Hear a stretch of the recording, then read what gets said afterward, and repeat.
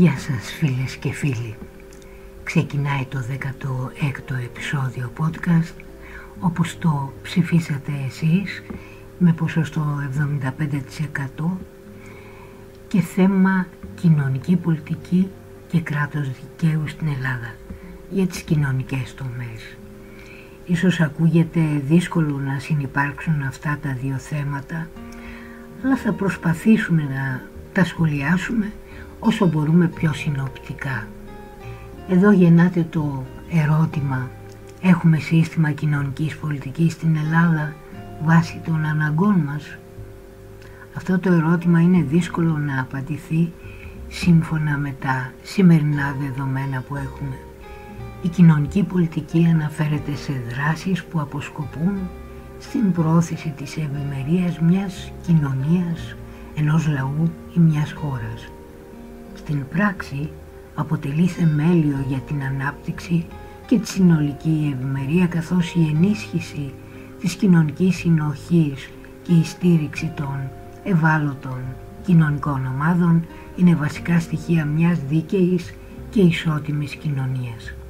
Στην Ελλάδα, αν δεν δοθεί έμφαση στη συνεχή βελτίωση και την υιοθέτηση καινοτόμων πρακτικών, δεν κάνουμε τίποτα, εκτός από το να συζητάμε για μια κοινωνική πολιτική που απουσιάζει παντελώς. Τι να πρωτοπούμε από τη στέγαση, την υγεία, την εκπαίδευση, από το σύστημα πρόνοιας? Και μια και θίξαμε τη στέγαση, για να πάμε στο πρόγραμμα στέγασης, που είναι από τις βασικές ανάγκες των πολιτών μιας χώρας. Η Ελλάδα, που στο παρελθόν είχε ένα από τα πιο ενεργά προγράμματα κοινωνικής στέγασης στην Ευρώπη μέσω του Οργανισμού Εργατικής Κατοικίας, ο ΕΚ, έχει σήμερα μετατραπεί σε παράδειγμα πλήρους απουσίας στεγαστικής πολιτικής. Μετά την σταδιακή αποδυνάμωση και την τελική κατάργηση του ΟΕΚ, η χώρα παραμένει χωρίς έναν ουσιαστικό μηχανισμό στήριξης για την πρόσβαση σε προσιτή κατοικία. Ας εστιάσουμε λοιπόν στο σχετικά πρόσφατο πρόγραμμα «Σπίτι μου» και τους περιορισμούς του. Για να αντιμετωπίσει το πρόβλημα, η κυβέρνηση εισήγαγε τα προγράμματα «Σπίτι μου 1 και 2», τα οποία βασίζονται σε επιδοτήσεις ενοικίου ακολουθώντας το μοντέλο του παλαιού ΟΕΚ, αλλά με σαφώς προσωρινό και περιορισμένο χαρακτήρα, σε αντίθεση με τη μόνιμη και ευνοϊκή στήριξη που προσέφερε ο ΟΕΚ. Τα νέα προγράμματα είναι ευκαιριακά και ισχύουν μόνο μια φορά με αυστηρά κριτήρια ένταξης.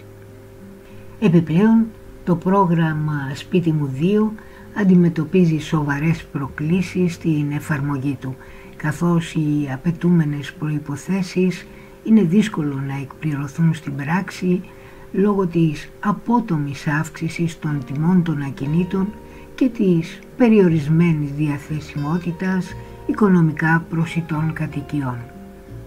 Επίσης έχουμε και το σχέδιο κοινωνική αντιπαροχή και τα αδιέξοδά του.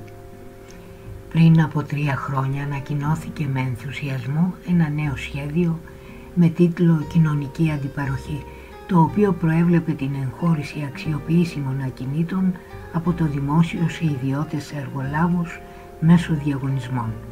Σκοπός ήταν η ανέγερση νέων κατοικιών ή η ανακαίνιση υφιστάμενων κτηρίων προκειμένου να διατεθούν σε ευάλωτες ομάδες του πληθυσμού. Ωστόσο, το σχέδιο περιλάμβανε έναν ιδιαίτερα δυσμενή όρο για το δημόσιο. Το 70% των νέων ακινήτων θα παρέμενε στην ιδιοκτησία των ιδιωτών, ενώ μόλις το 30% θα διετίθετο σε ευάλωτες ομάδες. Αυτή η αναλογία, που ουσιαστικά ευνοούσε τα ιδιωτικά συμφέροντα σε συνδυασμό με τις υψηλές αμοιβές που προβλέπονταν, φαίνεται να είναι η κύρια αιτία που το πρόγραμμα τελικά παραμένει ανενεργό μέχρι σήμερα. Ας σταματήσουμε όμως εδώ για μια μουσική ανάσα, ώστε να αντέξουμε τη συνέχεια.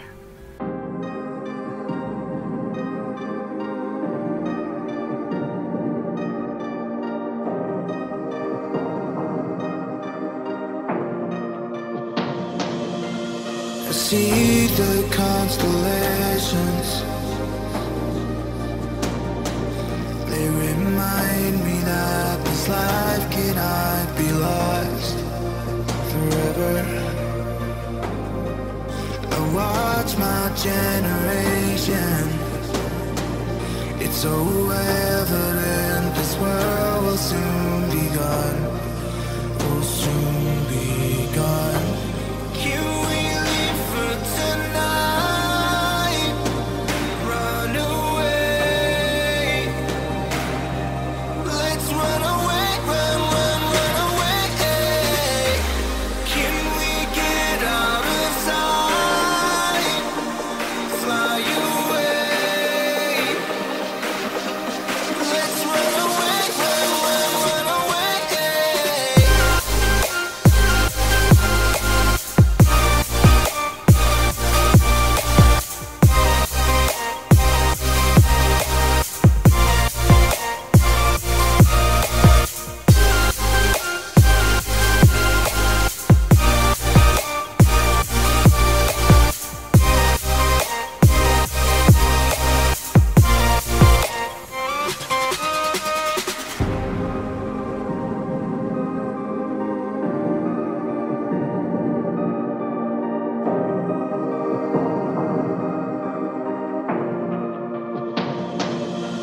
I see the constellations. They remind me that this life cannot be lost forever. I watch my generation. It's so evident this world will soon be gone. Will soon be gone. Can we leave for tonight? Run away. Let's run away, run away. Can we get out of sight? Fly away. Let's run away, run away.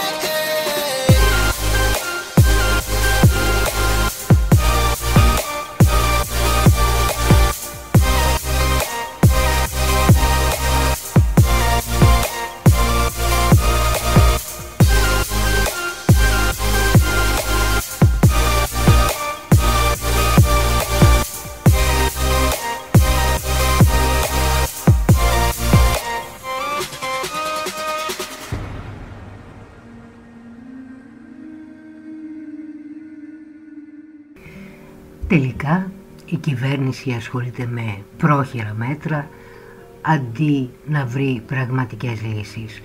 Η κυβέρνηση συνεχίζει να εφαρμόζει πρόχειρα μέτρα εστιάζοντας κυρίως στη στήριξη των μικροϊδιοκτητών ακινήτων, οι οποίοι θεωρούνται πολιτική βάση υποστήριξής της.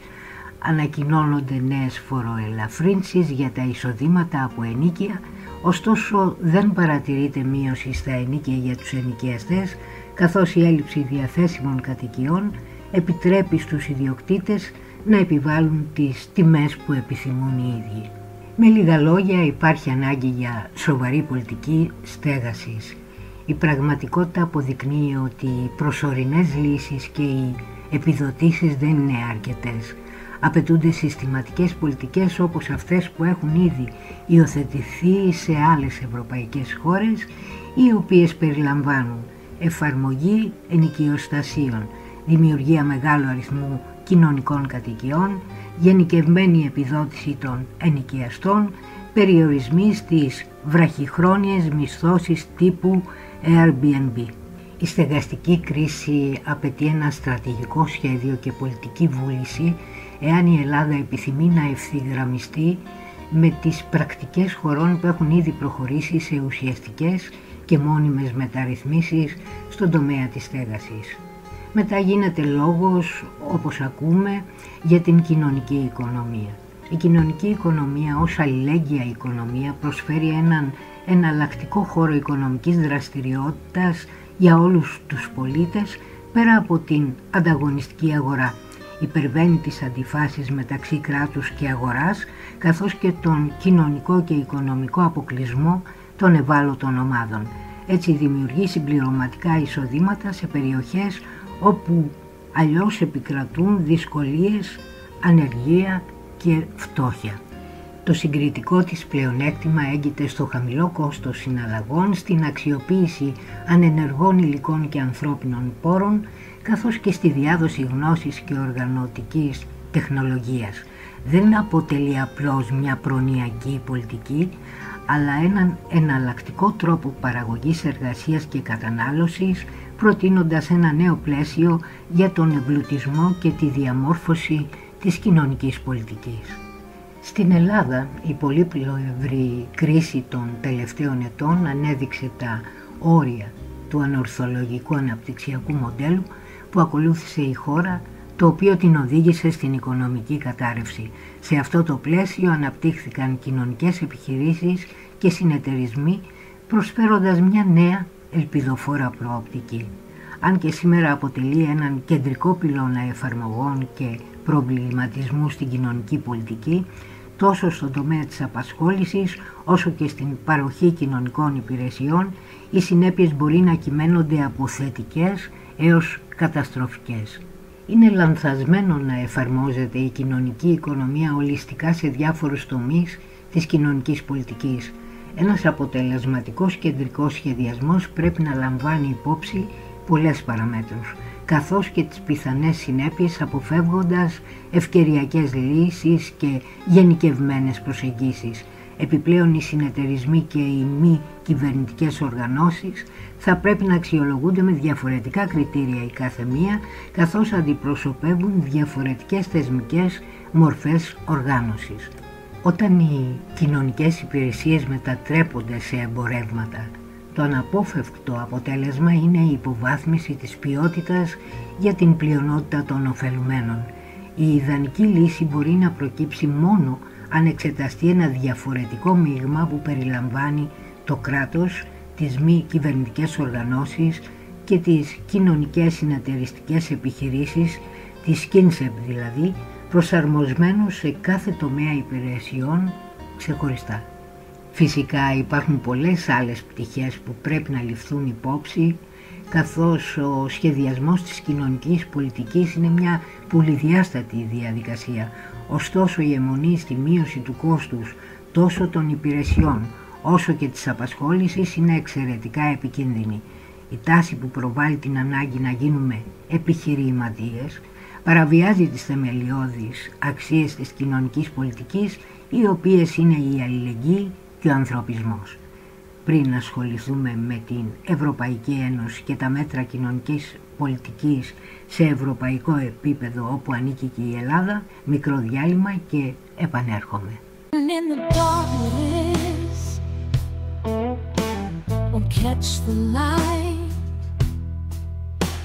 Screaming into echoes, no end in sight. Searching for redemption in the last one tight. Doesn't matter the reason, no wrong or right. Whispers of the past, they cling to my skin. Battles with the ghosts, too many to win. Stumbling through the memories, trying to dig in. Chasing shadows, can't find where I've been. Chasing shadows, can I run the pain? Chasing shadows in a losing game. Shackled by the fears, my voice a broken chain. Chasing shadows, only thing that remains.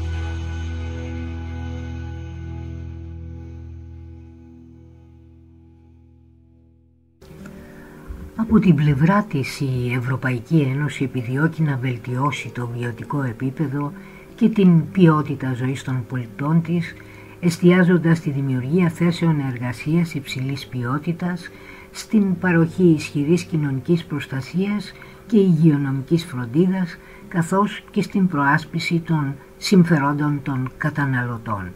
Στους τομείς της απασχόλησης και της κοινωνικής πολιτικής, το Ευρωπαϊκό Συμβούλιο είναι υπεύθυνο για την κατάρτιση ετήσιων κατευθυντηρίων γραμμών για την απασχόληση, οι οποίες λαμβάνονται υπόψη από τα κράτη-μέλη σύμφωνα με την ανάπτυξη των εθνικών τους πολιτικών. Επιπλέον, σε συνεργασία με το Ευρωπαϊκό Κοινοβούλιο, θεσπίζει νομοθεσία που στοχεύει στην βελτίωση των συνθηκών εργασίας, στην κοινωνική ένταξη και στην ισότητα των φύλων. Επίσης, τα κράτη-μέλη διατηρούν την πλήρη ευθύνη για τον καθορισμό των κοινωνικών πολιτικών τους. Ας πάρουμε ως παράδειγμα στον τομέα της υγείας, καθώς και για την οργάνωση και παροχή υγειονομικής περίθαλψης. Ωστόσο, το Συμβούλιο, σε συνεργασία με το Ευρωπαϊκό Κοινοβούλιο, θεσπίζει νομοθεσία σχετικά με την ποιότητα και την ασφάλεια των ανθρώπινων οργάνων και του αίματος, τα δικαιώματα των ασθενών στη διασυνοριακή υγειονομική περίθαλψη, καθώς και την ποιότητα και την ασφάλεια των φαρμάκων και των ιατροτεχνολογικών προϊόντων. Σχετικά με την προστασία των καταναλωτών, το Συμβούλιο, σε συνεργασία με το Ευρωπαϊκό Κοινοβούλιο, καθορίζει κανόνες σε επίπεδο Ευρωπαϊκής Ένωσης που διασφαλίζουν την υγεία και την ασφάλεια των καταναλωτών, καθώς και τα οικονομικά τους συμφέροντα. Ας θυμηθούμε για λίγο τι έγινε με την πανδημία.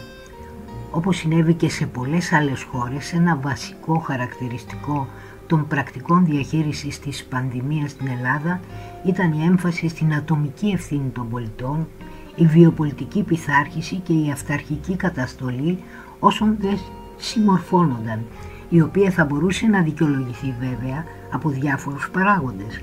Η ιδιαίτερη φύση του κινδύνου και η ανάγκη προσαρμογής των ατομικών συμπεριφορών, των κοινωνικών επαφών και των κανόνων υγιεινής απαιτούσαν ένα επίπεδο ατομικής ευθύνης, δηλαδή συνειδητής συμπεριφοράς για αυτοπροστασία και προστασία των άλλων. Δημιουργήθηκε μια πρακτική αρνητικής αλληλεγγύης και αλληλεξάρτησης, καθώς κάθε άτομο θα μπορούσε να αποτελεί κίνδυνο για τους γύρω του, αλλά και για την κοινότητα συνολικά. Η ατομική ευθύνη δεν περιορίζεται μόνο στην περίπτωση της COVID-19, αλλά συνδυάζεται με την πολιτική επιλογή της ελληνικής πολιτείας και συγκεκριμένα της κυβέρνησης να μειώσει τις δημόσιες ευθύνες για την ενίσχυση των υποδομών και την επάνδρωση της δημόσιας υγείας, της εκπαίδευσης και των μέσων μαζικής μετακίνησης. Αυτή η λογική της ατομικής ευθύνης χρησιμοποιήθηκε επίσης ως εργαλείο για την απόδοση ευθυνών ή ακόμη και για τη θυματοποίηση των πολιτών σχετικά με τα χαμηλά ποσοστά εμβολιασμού στην Ελλάδα. Οι πολίτες που αρνούνταν να εμβολιαστούν για διάφορους λόγους αντιμετωπίστηκαν με γενικευμένες κατηγορίες ως ανορθολογικοί και συχνά λιδωρούνταν ως ψεκασμένοι.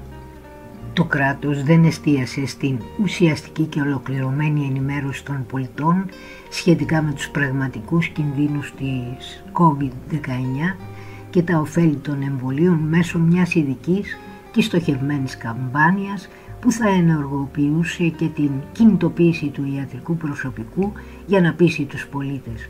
Αυτή η κατάσταση εξηγεί εν μέρει την αποτυχία επίτευξης των στόχων του εμβολιασμού σε αντίθεση με την επιτυχία του lockdown κατά το πρώτο κύμα της πανδημίας.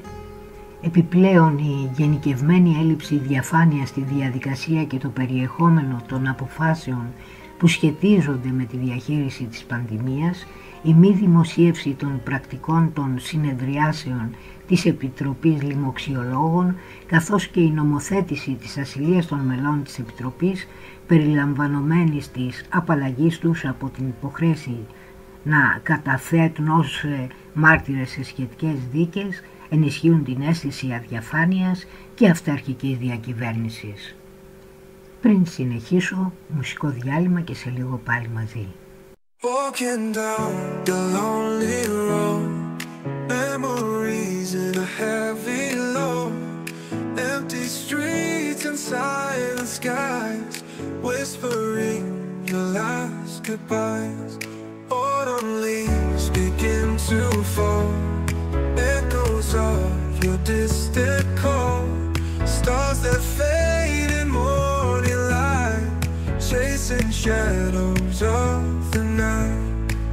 I will meet you again, my friend, in a place where time can bend. Hearts that break will start to mend. I will meet you again.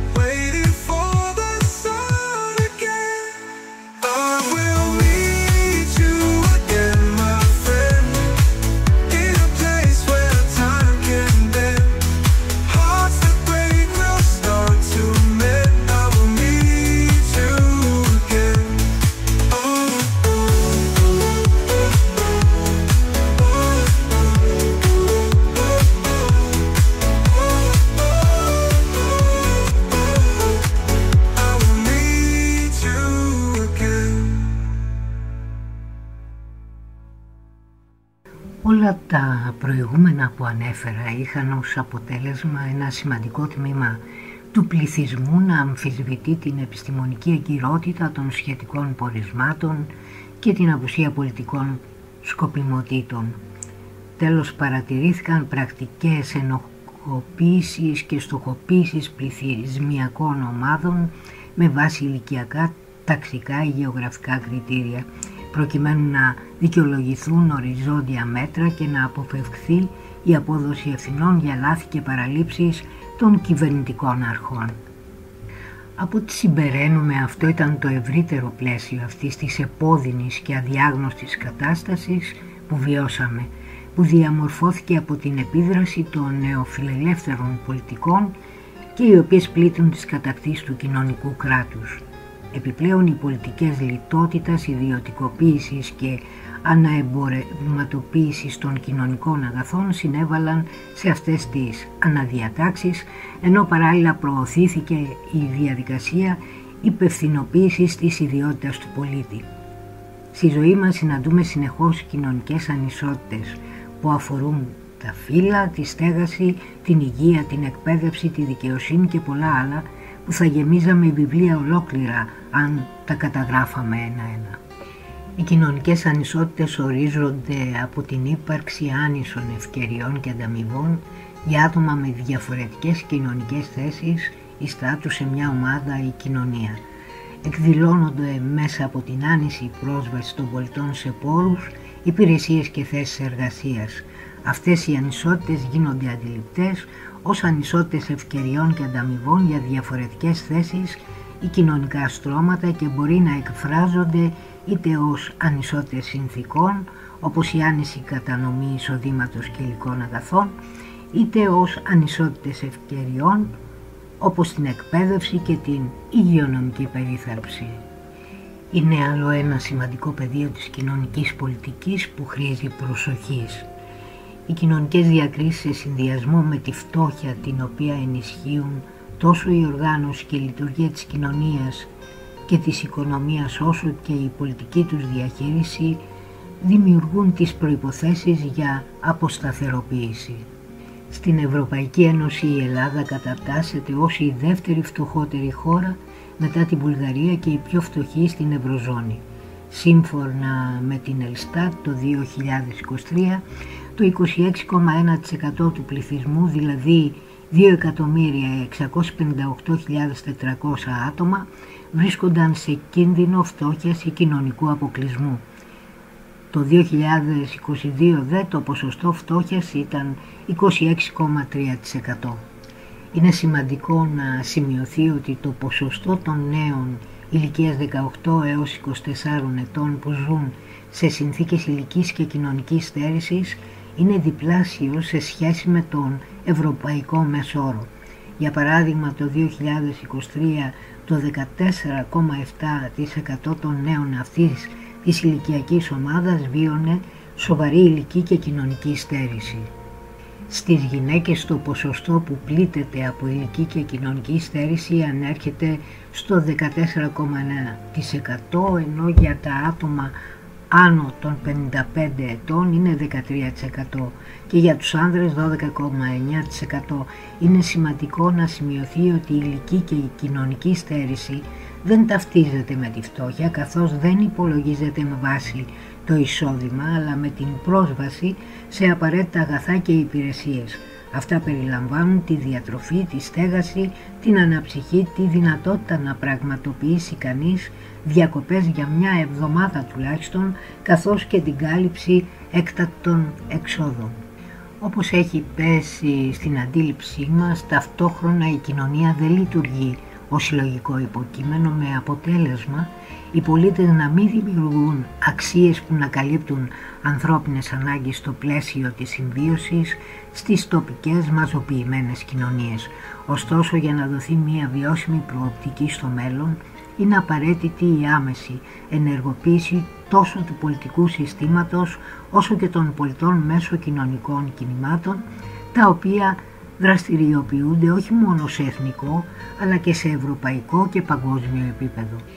Είναι προφανές ότι το σύστημα οργάνωσης και λειτουργίας της κοινωνίας δεν επικεντρώνεται στην άσκηση κοινωνικού και πολιτικού ελέγχου για την κάλυψη των αναγκών των ανθρώπων, αλλά στην προώθηση του συστημικού συμφέροντος, το οποίο εστιάζει στη μονοδιάστατη λειτουργικότητα και την οικονομική απόδοση.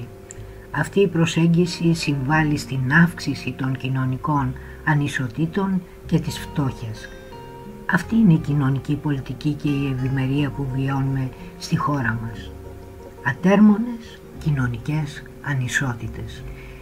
Δεν θα μιλήσω σήμερα για τον τομέα της εκπαίδευσης, γιατί θα αφιερώσω κάποιο επόμενο podcast της εκπομπής μόνο στο σύστημα εκπαίδευσης, που είναι από μόνο του ένα σημαντικό κεφάλαιο για τα παιδιά και για μας στην Ελλάδα.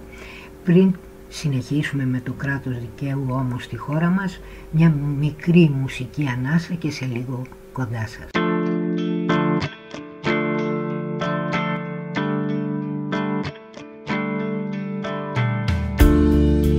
I've been looking for that special one.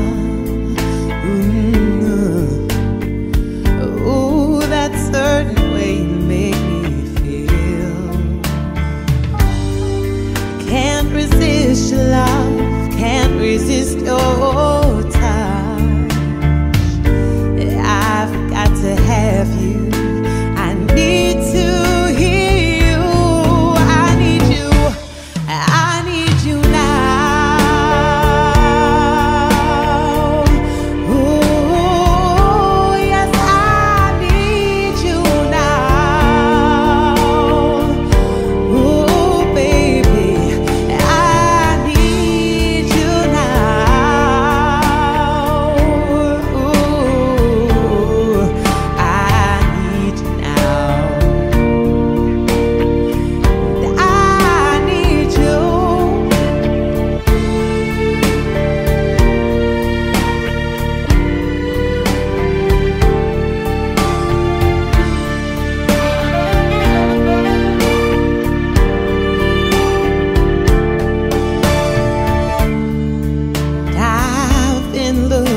for that special one.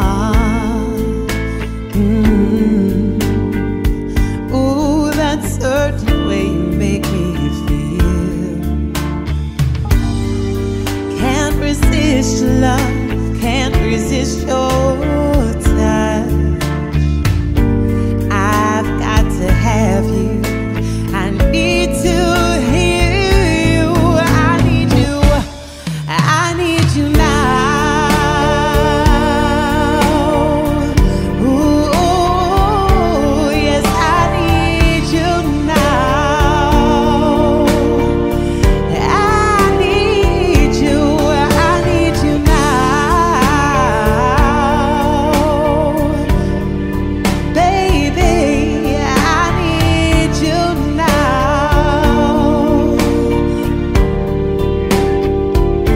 I need you now. Ooh, yes, I need you now. Ooh, baby, I need you now.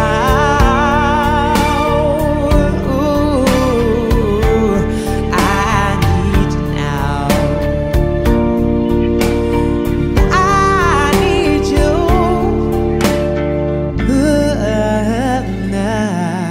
I need you now.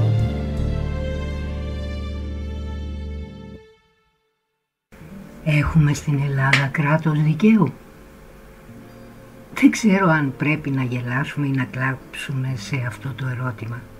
Εγώ προσωπικά αισθάνομαι ένα είδος κλαυσίγελου να με διαπερνά. Μετά τις πρόσφατες εξελίξεις γύρω από το έγκλημα στα Τέμπη και την έντονη αντίδραση της ελληνικής κοινωνίας, είναι επιτακτική ανάγκη να αναλάβουμε την πρωτοβουλία ως πολίτες αυτής της χώρας και να απαιτήσουμε το πραγματικό δικαστικό αποτέλεσμα και την σύλληψη των ενόχων. Αποτελεί χρέος μας να ανοίξουμε αυτή τη συζήτηση προκειμένου να διατυπωθούν σημαντικές προτάσεις για την ενίσχυση του κράτους δικαίου.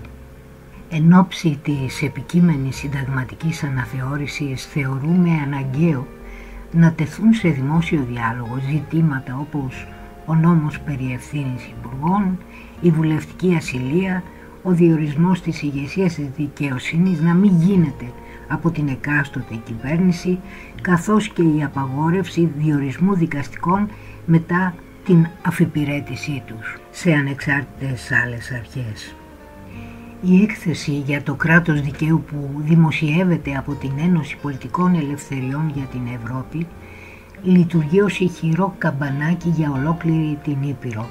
Αναδεικνύει συστημικές ελλείψεις σε όλο τον μπλοκ και την αδυναμία της Ελλάδας να βελτιώσει κρίσιμους δείκτες. Κάθε χρόνο η κατάσταση του κράτους δικαίου επιδεινώνεται σε όλη την Ευρώπη, με την Ελλάδα να μην αποτελεί φυσικά εξαίρεση. Οι βασικές πτυχές του κράτους δικαίου, όπως το σύστημα δικαιοσύνης, τα μέτρα κατά της διαφθοράς, η ελευθερία των μέσων ενημέρωσης και τα πολιτικά και ανθρώπινα δικαιώματα, αντιμετωπίζουν σοβαρές προκλήσεις τα τελευταία χρόνια.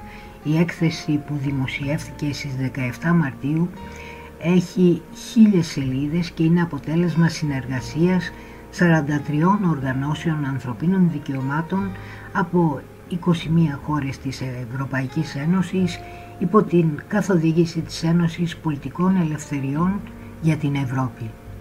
Στην πρώτη ομάδα περιλαμβάνονται η Εσθονία και η Τσεχική Δημοκρατία. Η Πολωνία μπορεί επίσης να ενταχθεί σε αυτή την ομάδα, καθώς η νέα κυβέρνηση έχει συμβάλει στην αποκατάσταση των δημοκρατικών προτύπων, ιδιαίτερα όσον αφορά τη δικαστική ανεξαρτησία και τον πλουραλισμό των μέσων ενημέρωσης. Ακολουθούν οι χώρες που παρουσιάζουν φθήνουσα πορεία, στασιμότητα ή μέτρια πρόοδο.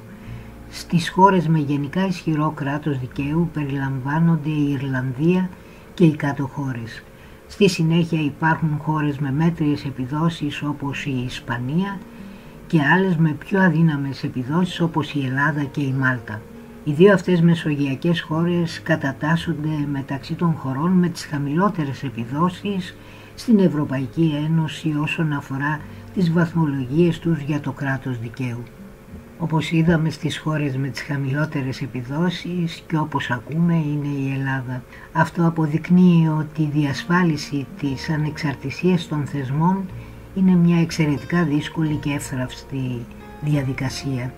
Σύμφωνα με την έκθεση, το σύστημα δικαιοσύνης συνεχίζει να πλήττεται από πολιτική παρέμβαση, ανεπαρκείς πόρους και εμπόδια στην παροχή νομικής βοήθειας, γεγονός που υπονομεύει την ανεξαρτησία, την ποιότητα και την αποτελεσματικότητά του.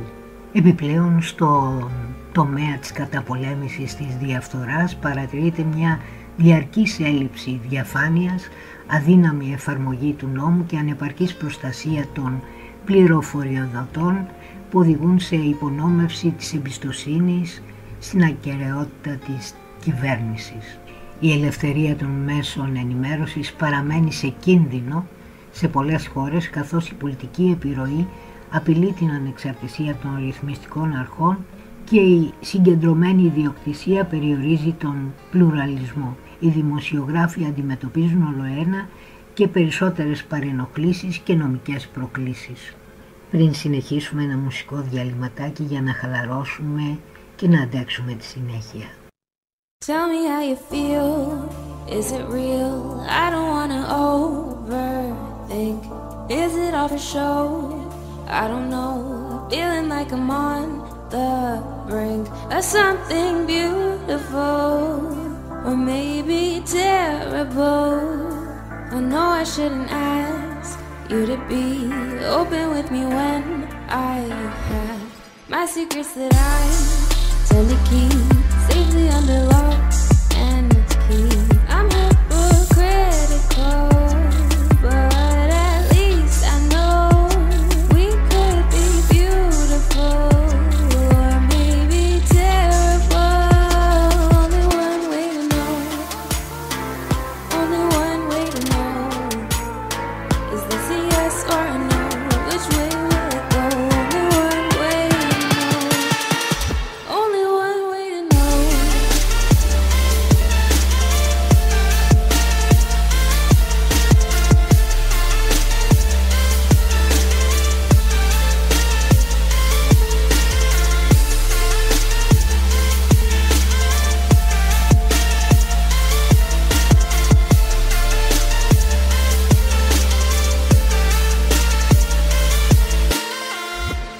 Tell me how you feel, is it real? I don't wanna overthink. Is it all for show? I don't know, feeling like I'm on the brink of something beautiful, or maybe terrible. I know I shouldn't ask you to be open with me when I have my secrets that I tend to keep safely under lock and key. I'm hypocritical, but at least I know we could be beautiful, or maybe terrible. Only one way to know, only one way to know.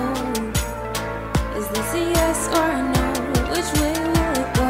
Only one way to know, only one way to know.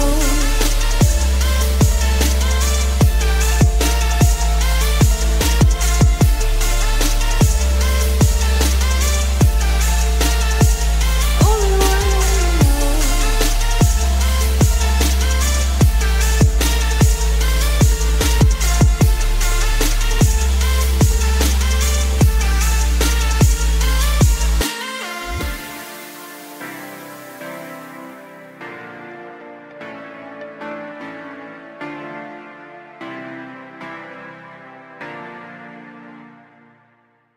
Οι έλεγχοι και οι ισορροπίες υπονομεύονται ακόμη περισσότερο από την υπερβολική χρήση των διαδικασιών ταχείας νομοθέτησης, την πολιτική παρέμβαση στις ανεξάρτητες αρχές και την υπονόμευση της ακεραιότητας του εκλογικού συστήματος. Αυτές οι πρακτικές διαβρώνουν τον δημοκρατικό και νομικό έλεγχο της κυβέρνησης.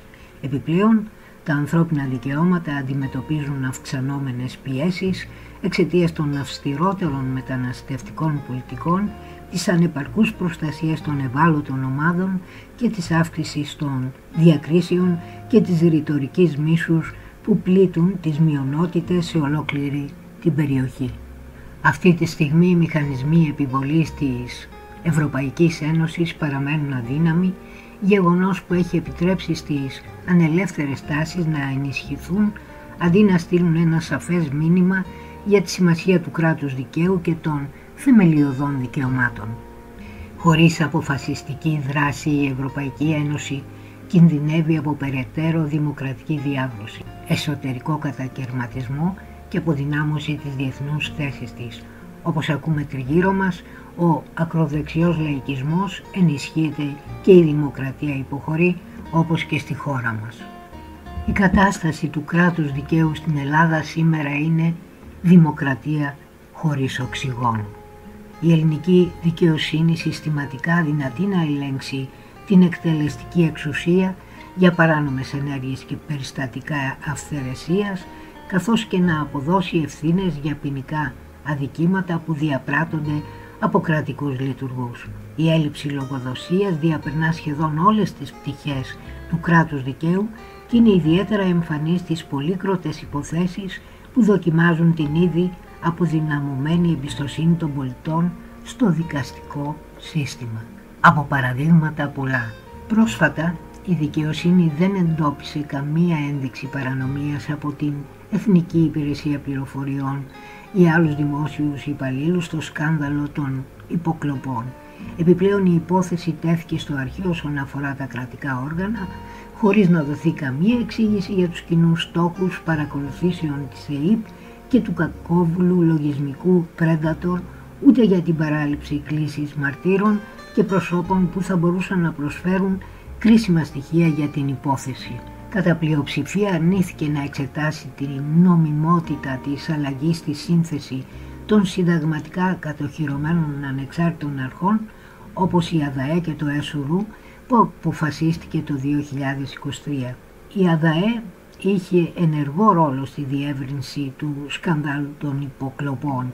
Η απόφαση του Συμβουλίου της Επικρατείας συνιστά σοβαρή οπισθοδρόμηση της νομολογίας σχετικά με το ρόλο των δικηγορικών συλλόγων στη διασφάλιση της θεσμικής ανεξαρτησίας των ανεξάρτητων αρχών, καθώς και με τις αρμοδιότητες που τους αποδίδει ο κώδικας δικηγόρων.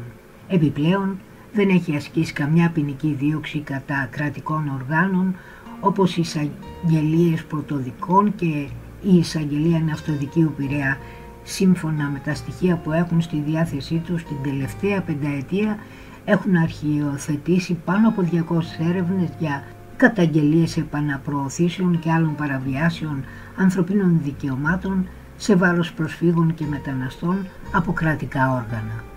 Επιπλέον δεν κάλεσε ποτέ για εξηγήσεις τους υπαλλήλους του Ενιαίου Κέντρου Συντονισμού Έρευνας και Διάσωσης και του Κέντρου Επιχειρήσεων, ούτε την ηγεσία του λιμενικού σώματος κατά την προκαταρκτική εξέταση του ναυαγίου της Πύλου, παρά το γεγονός ότι από τα στοιχεία της δικογραφίας προκύπτουν σαφώς ευθύνες των παραπάνω. Καθυστέρησε αδικαιολόγητα σχεδόν 2 χρόνια στην αναζήτηση κρίσιμων στοιχείων σχετικά με τις συνθήκες της τραγωδίας στα Τέμπη, κυρίως λόγω των καθυστερήσεων και ελλείψεων, πρώτον στην κατάσχεση των καταγραφών συνομιλιών και δεύτερον στην αναφορά ότι από το οπτικό υλικό που υποβλήθηκε στις αρχές έλειπε το βίντεο από τις κάμερες ασφαλείας του σταθμού φόρτωσης της εμπορικής αμαξοστοιχείας. Αυτό είχε σοβαρό κίνδυνο να καταστήσει αδύνατη τη συλλογή αποδείξεων και να θέσει σε κίνδυνο την αποτελεσματικότητα της έρευνας. Επίσης, οι καθυστερήσεις στην εκδίκαση δικαστικών υποθέσεων αποτελούν μια χρόνια και συστηματική παθογένεια της δικαιοσύνης στην Ελλάδα. Η χώρα κατατάσσεται τελευταία στην Ευρωπαϊκή Ένωση όσον αφορά την ταχύτητα επίλυσης αστικών υποθέσεων σε πρώτο βαθμό, ενώ το Συμβούλιο της Επικρατείας είναι το πιο αργό ανώτατο διοικητικό δικαστήριο στην Ευρωπαϊκή Ένωση.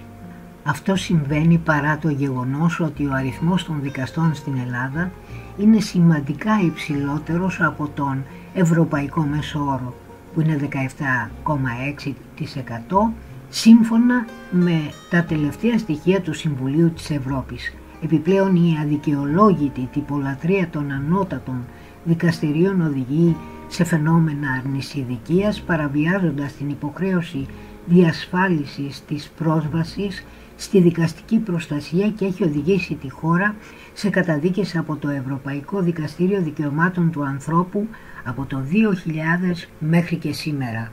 Καθώς φτάνουμε στο τέλος του σημερινού podcast, ένα τελευταίο διάλειμμα και επιστρέφω.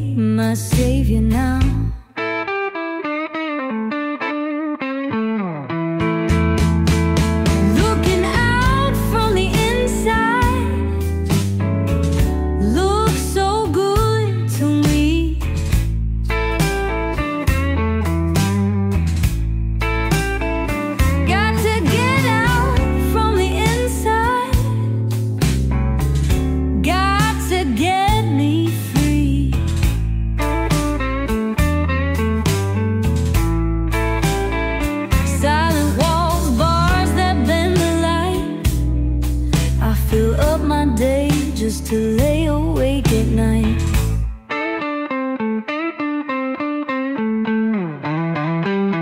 Doing time on Lonely Island. Who will be my savior now?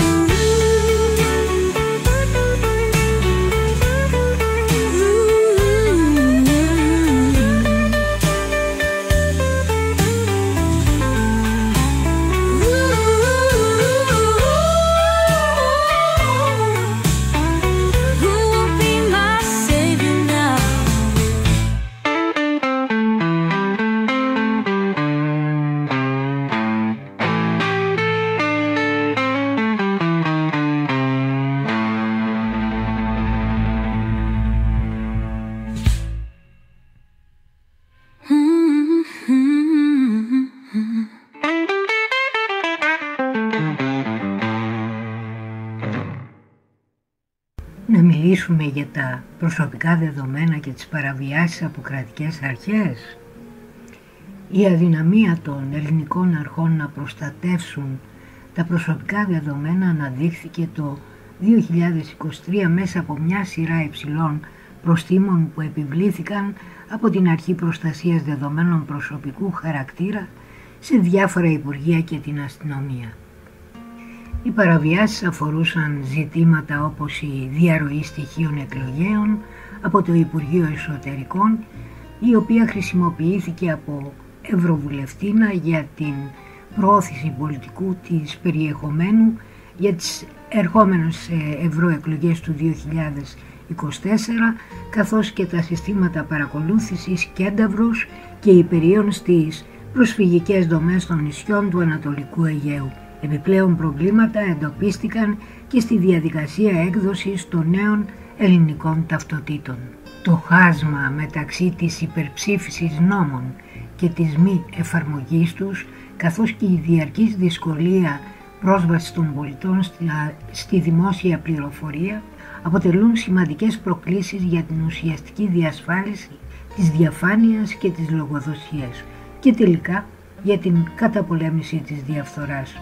Πρέπει να συνεχίσουμε ως πολίτες αυτής της χώρας να ενισχύουμε την κοινή προσπάθεια της κοινωνίας των πολιτών για την υποστήριξη του ελέγχου του κράτους δικαίου, παρέχοντας αξιόπιστες και επίκαιρες πληροφορίες που προκύπτουν από τους διάφορους τομείς δραστηριότητάς μας. Επίσης χρειάζεται να ζητήσουμε από την Ευρωπαϊκή Επιτροπή να διεξάγει σε βάθος εξέταση της κατάστασης του κράτους δικαίου στην Ελλάδα και να διατυπώσει σαφείς συστάσεις για άμεσες και συγκεκριμένες δεσμεύσεις από την ελληνική κυβέρνηση. Πρέπει επιτέλους να καταφέρουμε να αποκτήσουμε ένα σύστημα ανεξάρτητου και ουσιαστικού κράτους δικαίου χωρίς κυβερνητικές παρεμβάσεις στην ανεξάρτητη αρχή της δικαιοσύνης. Φτάσαμε στο τέλος του 16ου podcast για τις κοινωνικές τομές και ας μην ξεχνάμε ότι το 2025 αποτελεί μια σημαντική χρονιά για τη διαμόρφωση ενός πιο δίκαιου, συμπεριληπτικού και προοδευτικού κράτους. Για να επιτύχουμε αυτό το στόχο είναι ζωτική σημασία να διεκδικήσουμε ενεργά προγράμματα κοινωνικής πολιτικής και να ενισχύσουμε το κράτος δικαίου. Πώς μπορούμε να συμβάλλουμε? Να παρακολουθούμε σεμινάρια και εκδηλώσεις σχετικά με τα δικαιώματά μας και τις κοινωνικές πολιτικές της χώρας μας. Να διαβάζουμε επίσημες ανακοινώσεις και αρθρογραφία για τα προγράμματα που προσφέρει το κράτος. Να εκφράζουμε τις απόψεις μας σε δημόσιους διαλόγους, διαβουλεύσεις και συμμετοχικές διαδικασίες. Να συμμετέχουμε σε τοπικές επιτροπές και ομάδες που προωθούν κοινωνικές αλλαγές.